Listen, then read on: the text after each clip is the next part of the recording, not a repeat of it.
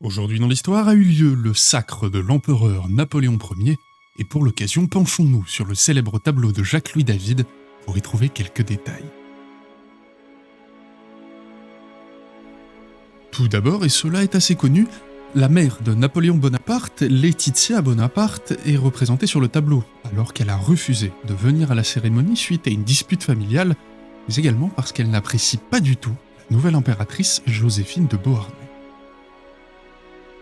Joséphine, justement, est peinte avec pour modèle Hortense de Beauharnais, sa fille, afin qu'elle y paraisse plus jeune.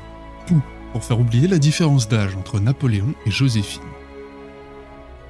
Le fait que le tableau représente concrètement le couronnement de Joséphine sera reproché par plusieurs dignitaires à David, et l'empereur sera ravi du tableau, duquel il déclare « Ce n'est pas de la peinture, on marche dans ce tableau ». L'empereur sera également satisfait des symboliques impériales qui y sont disséminées. On retrouve par exemple dans l'ombre de ses frères la couronne de Charlemagne qui rappelle le sacre similaire de l'empereur franc près de 1000 ans plus tôt. La croix, peinte pour noter le retour de la religion en France, est placée à l'exact centre du tableau. Et le pape Pie VII est quant à lui représenté bénissant la cérémonie alors qu'il a simplement prié lors du sacre.